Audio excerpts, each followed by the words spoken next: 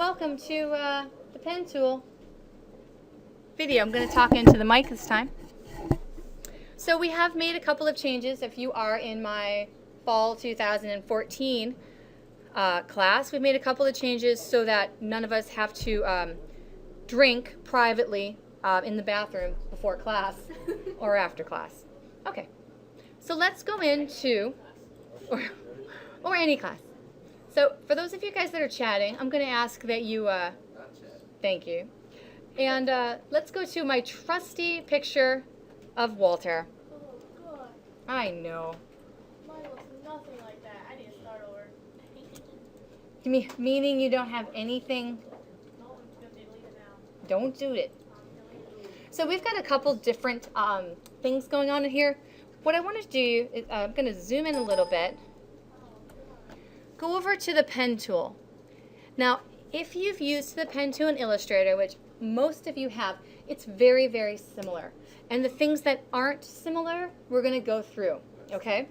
So if you want to make type in the typographic portrait, go around the face, or, you know, whoops, not sure why that does that. Go around the face, go around the eye. Okay, I'm going to try and use this, there we go. When you grab the pen tool, you'll notice that you get options up in the top. You can create a shape or a path. All right, well, let's start with the shape. What is that going to do? I'm going to convert this layer for smart filters. And remember the other day, we went into, I believe it was Filter Gallery, and used a filter called Cutout.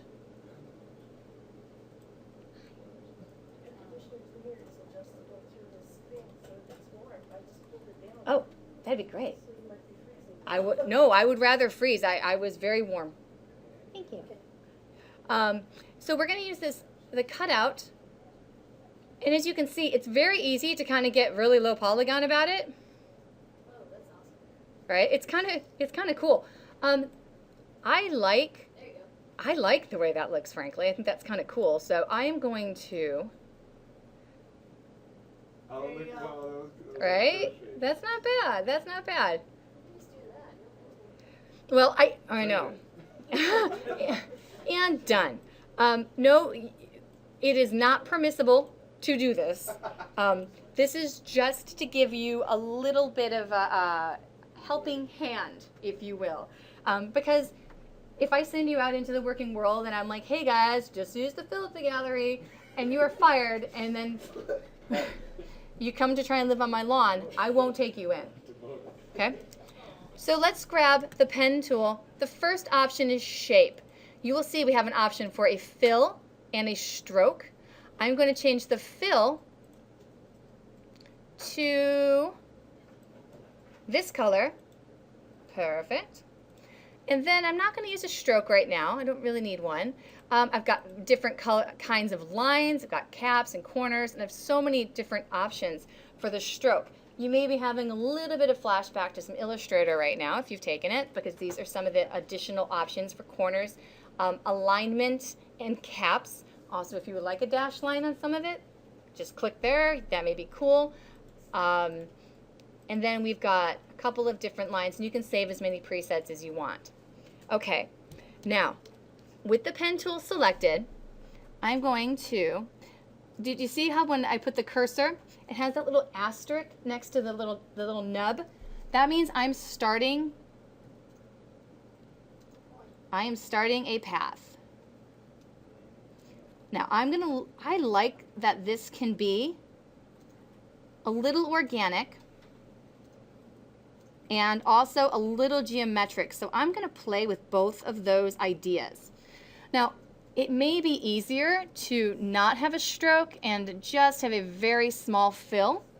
I'm sorry, to not have a fill and have a stroke so that you can see your outline.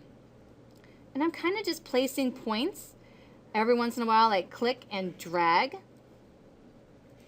There is an exercise in classroom in a book, which we will be doing. There's a spaceship, so if you can bring that, we can work on that today. We can work on that on Wednesday. It's very simple. It tells you how to click and drag into where.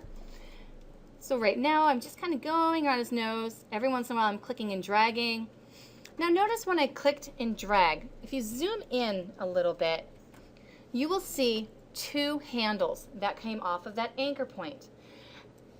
Those direction handles will allow me to change the look of that anchor point, meaning I can make it longer, I can make it shorter, I can make it a corner point, I can make it a smooth point, I can do all sorts of things with it. But what's also very cool about the pen tool is if I make another anchor point now, do you see how I have that little curve in there? What if I don't want this little curve? I'm going to Control Z, and I'm going to click on that anchor point and watch what happens to the handle. Option, click. And you see how it sucked that handle back in? Meaning, when I go to my next one,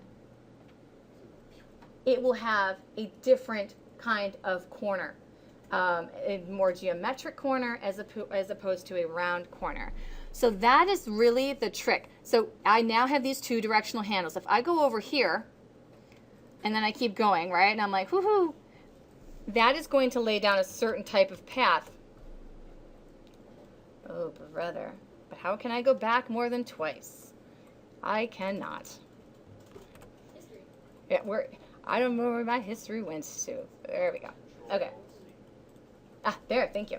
So now I'm going to Option click, and that Option click gives you something called a caret.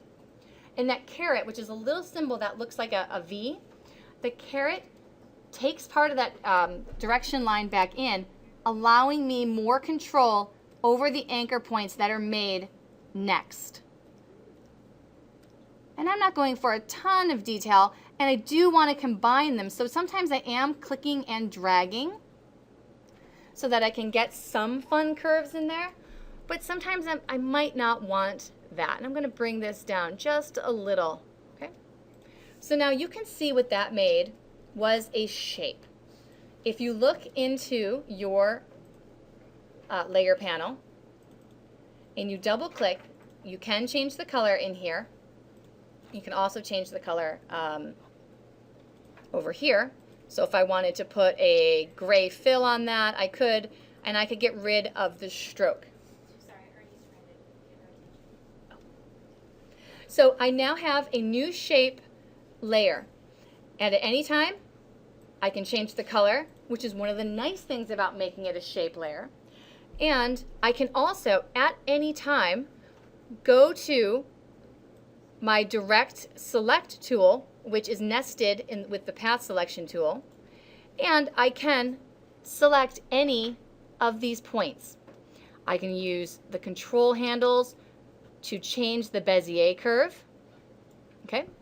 I can go back to the pen tool and use the Convert Point tool, and when I click, you'll notice that it changes that very smooth roundness to a very geometric kind of corner point. So some of this stuff should be coming back to you from Illustrator, but you can see how very simply you could start to build up a low polygon kind of portrait. I think that this is way too low polygon. I might bring it up a little bit. One of the things about a low polygon portrait is that it does still represent three-dimensional space, and I feel like this is getting a little too simple. What might be nice is with the shape, you could, when you select the pen tool, your options will come back up. You can add a stroke at any point, right? And you can say, let's make that stroke like 2.65, okay?